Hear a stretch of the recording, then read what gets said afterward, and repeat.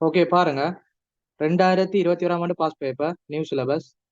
அதுல 1 தொடக்கம் 25 வினாக்கள் மிக தெளிவா படிச்சுட்டோம், இலக்கமா பார்த்துட்டோம். பேலன்ஸ் 25 வினாக்கள் அது தொடர்ச்சியா பார்ப்போம்.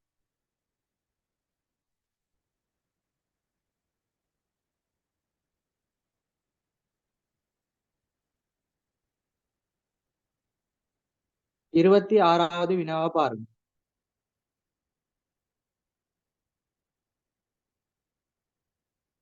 கிரைய வகைப்படுத்தல் தொடர்பான விஷயம். சரியா? 26வது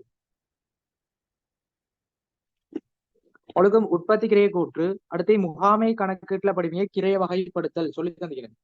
கிரைய வகைப்படுத்தல் மாறும் கிரயம், நிலையான கிரயம், நேர் கிரயம், நேரில் கிரயம், அதோட தொடர்பான விடயம் கிரைய வகைப்படுத்தல். அதை பேஸ் பண்ணி உங்களுக்கு பார்ட் 1ல நோட்ஸ் கேள்வி போடலாம். உங்களுக்கு கணக்கு கேள்விண்டா இலகுவா செய்யலாம், சமன்பாடு தெரிஞ்சா.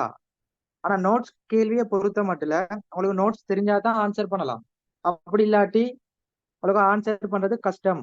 அது தெளிவா விளங்கிக்கோங்க. எனவே நீங்க படிக்கக்கூடிய தேர்ச்சி 1ல இருந்து தேர்ச்சி 16 கணக்கீட்டு நெறிமுகத்தில இருந்து முதலீட்டு தீர்மானம் வரையான பாடம் அது வரைக்கும் உள்ள தியரி விடயங்களை தெளிவா படிச்சுக்கோங்க. அதாவது ஒவ்வொரு பேப்பர்ல வரக்கூடிய நான் சொல்லுவேன், இதெல்லாம் முக்கியமான விஷயம். அதை நல்லா படிச்சுட்டு எக்ஸாமுக்கு போங்க. 26வது பாருங்க. கிரைய வகைப்படுத்தலுடன் தொடர்புடைய பின்வரும் கூற்றுக்களில் எது சரியானவை?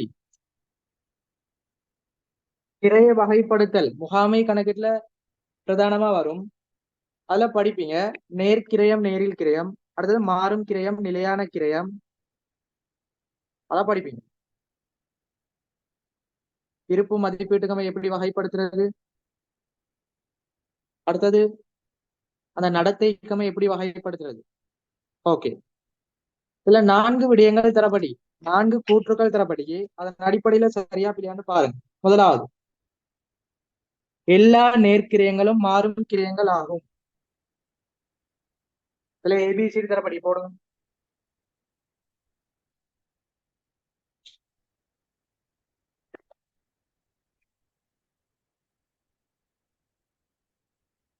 ஓகே, முதலாவது நோட்ஸ பாருங்க. நேர்கிரயம், அடுத்தது நேரில் கிரயம்.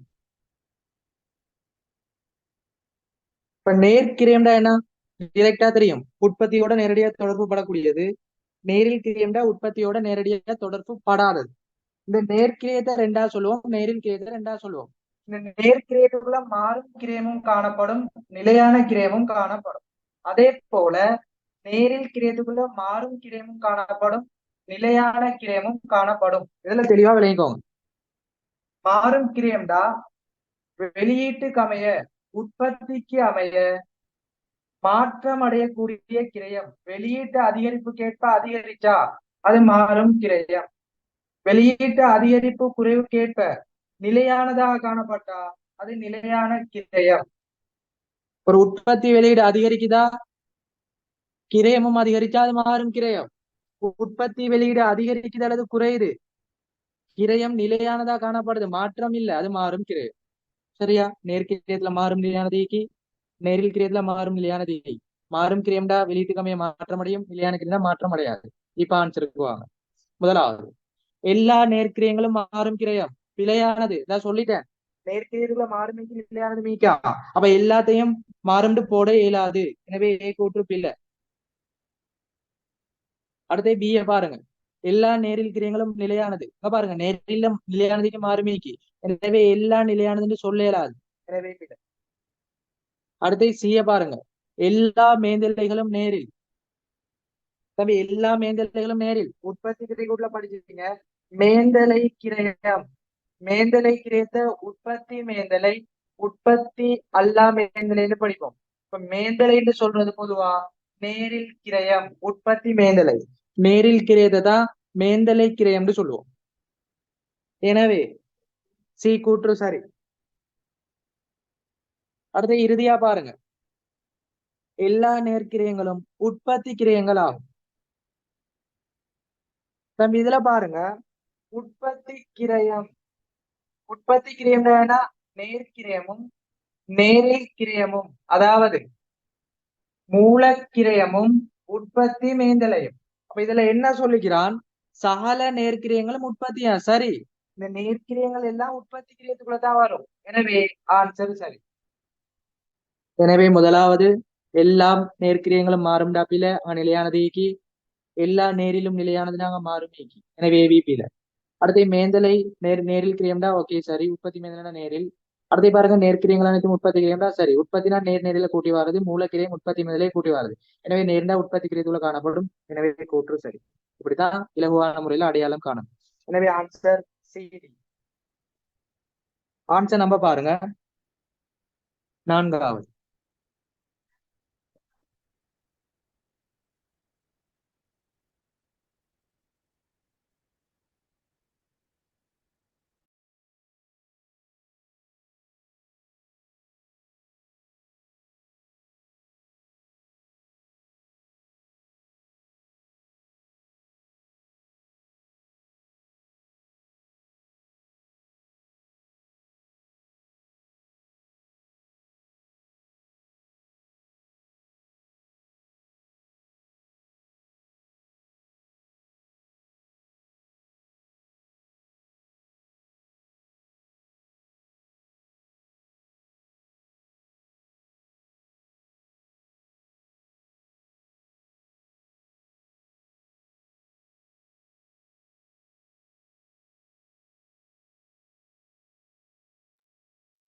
எல்லாருக்கும் போர்ட் கிளியரா?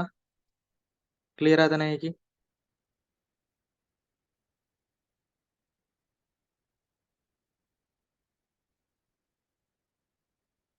தம்பி செட்ல போடுங்க, தாச்சி போடுங்க. போர்ட் கிளியரா? வாய்ஸ் கிளியரா? இதுல போர்ட் கிளியர் இல்லைண்டா உங்களோட கவரேஜ் பிரச்சனை ஆகும், நெட்வொர்க் பிரச்சனை ஆகும். சரியா? கிளியரா தாக்கி செக் பண்ணிக்கோங்க.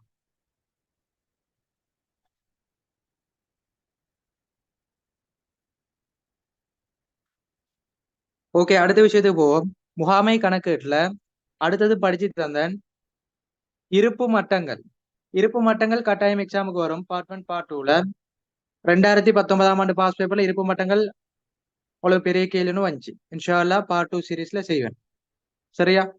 அடுத்தது இருப்பு மட்டங்கள் 27வது கேள்வி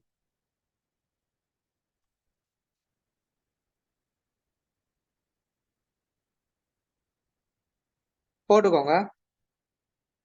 27வது இருப்பு மட்டங்கள் நாங்க படிச்ச விஷயம் ஆரம்பத்துல மறுகட்டளை மட்டம், உச்ச இருப்பு மட்டம், இழிவு இருப்பு மட்டம், சராசரி இருப்பு மட்டம், அடுத்தது அதோட தொடர்பு படுத்தி இஓக்யூ,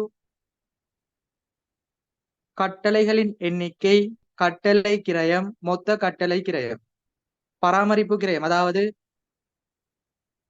களஞ்சியப்படுத்தல், பாதுகாப்பு கிரயம், அதுல மொத்த கிரயம் எல்லாம் படித்தந்த. சரியா? எனவே 27வது கேட்கப்பட்ட கேள்வி இம்மூலப்பொருட்களின் ஆக கூடியிருப்பு மட்டம். ஆக கூடியிருப்பு மட்டம் உச்ச இருப்பு மட்டம். உச்ச இருப்பு மட்டம் 2 முறைகள்ல செய்யலாம். நோட் பண்ணிக்கோங்க. உச்ச இருப்பு மட்டம் உச்ச இருப்பு மட்டம் 2 முறைகள்ல செய்யலாம். முதலாவது டிரெக்டா உச்ச இருப்பு மட்டம் சமன்பாடை போட்டு செய்யலாம்.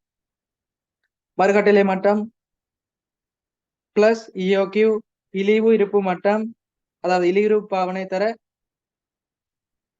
இழிவு பாவனை காலம் சமன்பாடு போடுங்க. உச்ச இருப்பு மட்டம், இந்த உச்ச இருப்பு மட்டத்தை வச்சு இஓக்யூ கண்டுபிடிக்கலாம். அடுத்து இஓக்யூ சமன்பாடை போட்டும் கண்டுபிடிக்கலாம். இதை கொஞ்சம் ஞாபகப்படுத்திக்கோங்க. உச்ச இருப்பு மட்டத்தில் இஓக்யூ சம்பந்தப்படும். எனவே இஓக்யூட டிரெக்டான சமன்பாடு 2D CO/CH அதை போட்டு கண்டுபிடிக்கலாம். அப்படி இல்லையா உச்ச இருப்பு மட்டத்தை பயன்படுத்தி இஓக்யூ கண்டுபிடிக்கலாம். இதுல கேட்கப்பட்டது உச்ச இருப்பு மட்டம், ஆக குடியிருப்பு மட்டம் சமன்பாடு. உச்ச இருப்பு மட்டம் சமன் மறுகட்டளை மட்டம் முழுமையா போடுங்க. இஓக்யூ மைனஸ் இழிவு பாவனை. மறுகட்டளை மட்டம் பிளஸ் இஓக்யூ மைனஸ் இழிவு பாவனை தர இழிவு பாவனை காலம்.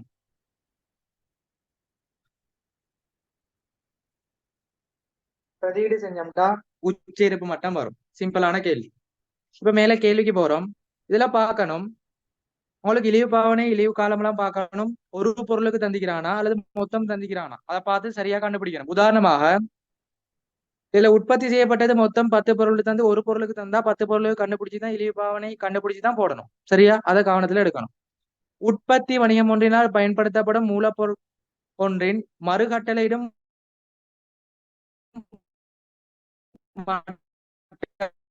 மறுகட்டளை மறுகட்டளை மட்டம் இயோக்கியம் தந்திக்கிறான் 2000 கிலோகிராம் 5000 கிலோகிராம். எனவே மறுகட்டளை மட்டம் 2000 இயோக்கியம் 5000 அப்படி பார்த்து போடுங்க. அடுத்து இழிவு பாவனை இழிவு காலம்.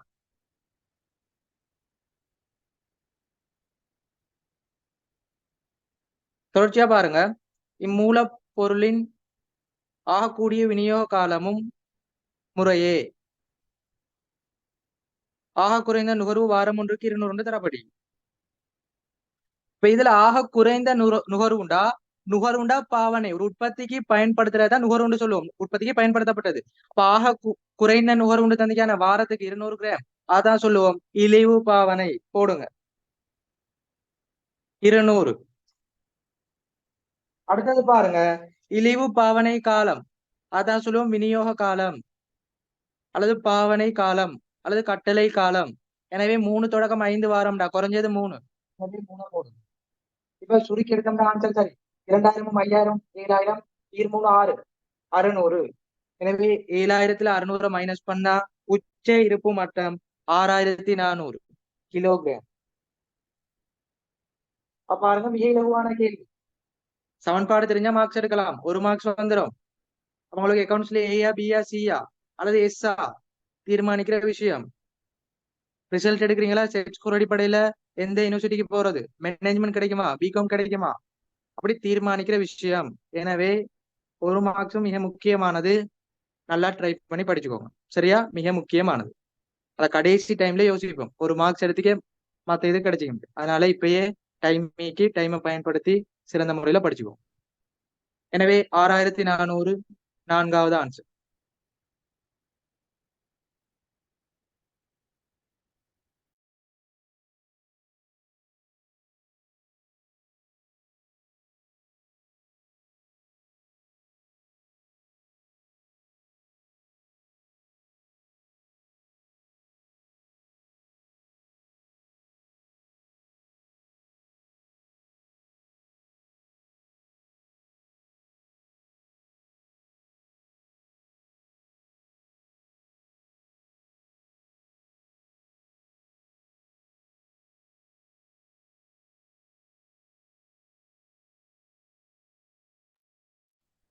இதுலமா உச்ச இருப்பு மட்டம் ஒரே ஒரு ஈக்குவேஷன் தான். சரியா? நான் சொன்ன வந்து என்னன்னு சொன்னா அதாவது இஓக்யூ பொருளாதார கட்டளை கணியம் மறுகட்டளை தொகை. அந்த இஓக்யூவை தான் 2 முறையில கண்டுபிடிக்கலாம். வேணா நோட் பண்ணிக்கோங்க. நிறைய பேர் பாருங்க நிறைய பேர் புரிந்த ஒரு விஷயம். இஓக்யூ 2 முறையில கண்டுபிடிக்கலாம். முதலாவது டிரெக்டான சமன்பாடு 2D CH முழுவதின் வர்க்க மூலம். அப்படி இல்லையா உச்ச இருப்பு மட்டம் இந்த சமன்பாடை பிரதியீடு செய்யும். மறுகட்டளை மட்டம் பிளஸ் இஓக்யூ மைனஸ் இழிவு பாவனை தர இழிவு பாவனை காலம். இந்த சமன்பாடை கண்டுபிடிச்சும் இஓக்யூ கண்டுபிடிக்கலாம். இதைத்தான் நான் சொல்ல வந்தேன். சரியா? அப்ப இஓக்யூ கேள்வி கேட்டா 2 சமன்பாடை வச்சு கண்டுபிடிக்க. அப்படி இல்லையா இதுல ஒரு ட்ரிக்ஸ் ஒன்று சொல்லி தரேன் பாருங்க. உங்களுக்கு ஒரு களஞ்சிய பேரேடு ஒண்ணு தாரான். ஆரம்பத்துல மீதின்னு ஒண்ணு தாரான். அடுத்து கொள்வனவு விநியோகம்னு தாரான். இந்த சந்தர்ப்பத்துல மீதி 100 கொள்வனவு 500 திருப்பி கொள்வனவு 500 விநியோகம் 1000 தாரான். இப்படி சந்தர்ப்பத்துல உங்களுக்கு இஓக்யூ எப்படி கண்டுபிடிக்கிறேன்னா தெளிவா விளங்கிக்கோங்க. கொள்வனவுல பார்க்கணும். நாங்க ஒரே பெருமதியில எதை நாங்க ஆர்டர் பண்ணி பெற்று கொண்டிக்கமோ அதை தான் இஓக்யூன்னு சொல்லுவோம். எனவே இஓக்யூ 500 இதை நோட் பண்ணிக்கோங்க. சரியா? இப்படி களஞ்சிய பேர் எடுத்து வந்து ஆரம்ப மீதி கொள்வனவு விநியோகம் தருவான் விற்பனையாளங்க.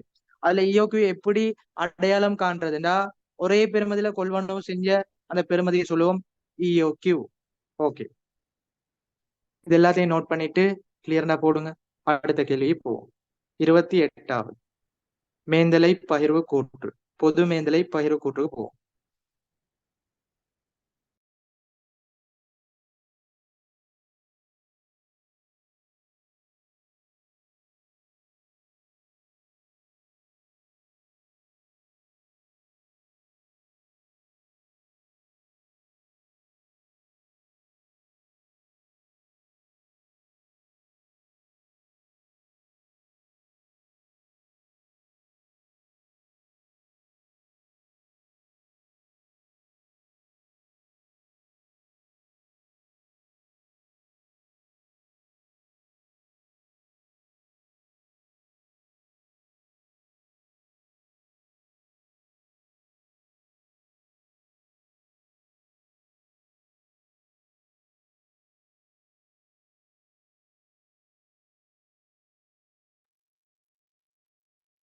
ஓகே, அடுத்த விஷயத்துக்கு போவோம். 28வது பொது மேந்தலை பகிர்வு கூற்று.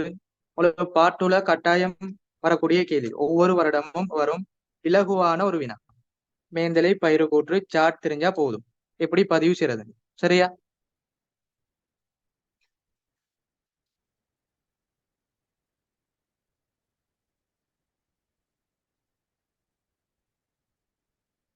தேர்ச்சி 14 முகாமை கணக்கீட்டுல இருந்து போடப்பட்ட கேள்வி.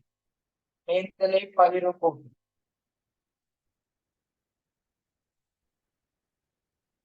இந்த மேந்தலை பகிர்வு கூற்றுன்னு சொல்றது எப்படி செய்யறது? ஒரு படிமுறையை வச்சுதான் செய்வோம், ஒரு ஓர்டரை வச்சுதான் செய்வோம். அந்த படிமுறையை தான் இப்ப கேட்டுக்கிறான். எனவே 28 போட்டு சொல்லக்கூடிய நோட்ஸ் எழுதுங்க. மேந்தலை கிரயத்தினை கணிப்பிடுவதற்கான, எழுதிக்கோங்க. மேந்தலை கிரயத்தினை கணிப்பிடுவதற்கான மேந்தலை கிரயத்தினை கணிப்பிடுவதற்கான படிமுறை அல்லது நடைமுறைகள். மேந்தலை கிரயத்தினை கணிப்பதற்கான படிமுறை அல்லது நடைமுறைகள். எப்படி நாங்க மேந்தலை கிரயத்தை கணிப்பீடு செய்வோம், அதுல படிமுறை எழுதிக்கோங்க அல்லது நடைமுறை எழுதிக்கோங்க. இதுல 4 ஸ்டெப். ஸ்டெப்புக்கு அமைய தான் பார்ட் 2 செய்யறது அல்லது பார்ட் 1 செய்யறது. முதலாவது, மேந்தலைகளை இனம் காணல். மேந்தலைகளை இனம் காணல், திரட்டல். மேந்தலைகளை இனம் காணல், திரட்டல். முதலாவது மேந்தலைகளை இனம் காணணும். இரண்டாவது, மேந்தலைகளை ஒதுக்கீடு செய்தல். மேந்தலைகளை ஒதுக்குதல் அல்லது ஒதுக்கீடு செய்தல்.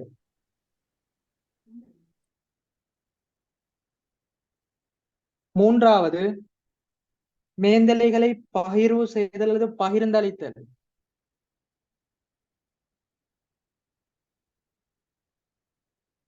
மேந்தலைகளை பகிர்வு செய்தல்.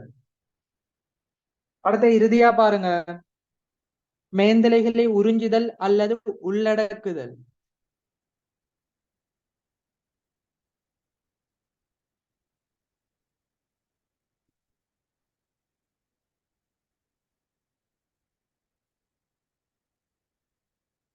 சரியா? இந்த அடிப்படையை தான் பார்ட் 1 பார்ட் 2 ஓர்டரா செய்யணும். பார்ட் 1 கேள்வி நிறைய பாத்துக்கிறோம். முதலாவது, என்ன மேந்தலை இனம் காணணும். இரண்டாவது, மேந்தலைகளை ஒதுக்கீடு செய்தல். டிரெக்டா உங்களுக்கு உற்பத்தி திணைக்களமா சேவை திணைக்களமான்னு தந்தா நேரடி ஒதுக்கீடுன்னு போடுறது. அடுத்தது, மேந்தலைகளை பகிர்வு செய்யறது. பகிர்வு அடிப்படைன்னு ஒண்ணு தருவான், அதன் அடிப்படையில பகிர்வு செய்வோம். இரண்டாம் கட்ட பகிர்வு செய்வோம். ஃபர்ஸ்ட் டைம் அடுத்து இரண்டாம் கட்ட பகிர்வு செய்வோம். அடுத்து இறுதியா மேந்தலைகளை உறிஞ்சுவோம், உறிஞ்சல் வீதம் அதை கண்டுபிடிப்போம். சரியா? படிமுறை எழுதிக்கோங்க. இப்ப பாருங்க, படிமுறையை தான் கேட்டுக்கிறான். இப்படி நினைச்சு பாத்திக்க மாட்டீங்க. இந்த பாடம் படிக்கும் போது இது ஓடரா கேட்பானா, இது தேவையில்லைன்னு விட்டுட்டு போய்ப்பீங்க. உங்களோட மைண்ட்லயே வரும், இது நமக்கு தேவையில்லை, கூட கவனத்துல எடுக்க தேவையில்லைன்னு யோசிச்சுப்பீங்க. பாருங்க, எக்ஸாமுக்கு போடியான ஃபைனலுக்கு. அப்ப நம்ம எது தேவையில கஷ்டம் அல்லது நார்மலா விடுறோமோ அது எக்ஸாமுக்கு கட்டாயம் வரும். உங்களோட எக்ஸ்பீரியன்ஸ்ல தெரியும். இப்ப நிறைய எக்ஸாம் செஞ்சுப்பீங்க. அதனால சில விடயங்களை அப்படி விட்டு போகாம எல்லாத்தையும் மேக்சிமம் ட்ரை பண்ணி படிச்சுக்கோங்க நோட்ஸ் விஷயத்தை. சரியா? ஏபிசிடி தரப்படி பார்த்து போடுவோம். முதலாவது ஏ, மேந்தலை ஒதுக்கீடு போடுங்க ஏ. அடுத்தது பி, மேந்தலை சேகரிப்பு. சேகரிப்புன்னா என்ன? அந்த மேந்தலைகளை இனம் கண்டு திரட்டல் தான் சேகரிப்பு, பி. அடுத்தது சிய பாருங்க, உறிஞ்சுதல், உள்ளடக்குதல் அல்லது உறிஞ்சுதல், சி. அடுத்தது டிய பாருங்க, பகிர்வு. இப்ப இந்த ஓர்டர்ல ஆன்சர் கொடுத்தா சரி, பிஏடிசி. எனவே ஆன்சர் நம்பர் பாருங்க, பிஏடிசி 4வது.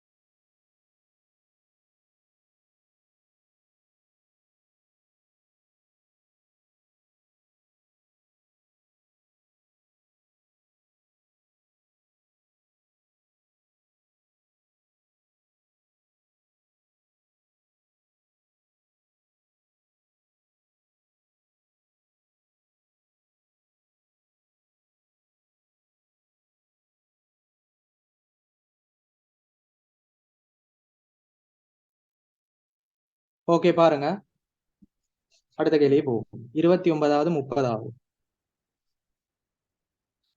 29வது எல்லை கிரேவியல், 30வது முதலீட்டு தீர்மானம்.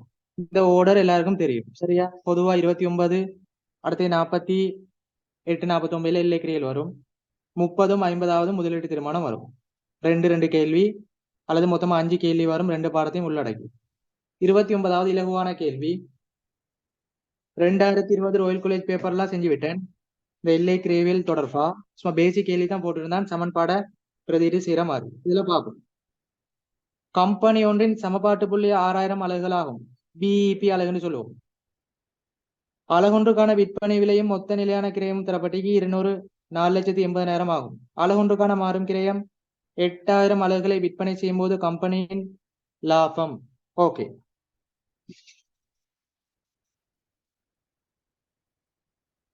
எல்லை கிரேவியல் கிரயம் லாபம் பகுப்பாய்வு சிவிபி அனாலிசிஸ் சொல்லுவோம். காஸ்ட் வேல்யூ ப்ராஃபிட் அனாலிசிஸ்னு சொல்லுவோம். அப்ப நார்மலா எல்லை கிரேவியல் இதுல உங்களுக்கு சமன்பாடு தான் முழுமையாகி, அந்த சமன்பாடுல பாடம் இருந்தாலே போதும், இலகுவா கணக்கு கேள்வி செய்யலாம். அடுத்தது நிபந்தனைகள், அந்த பண்புகள் சொல்லி தந்துக்கிறேன், அதை நார்மலா தெரிஞ்சு வச்சா ஓகே.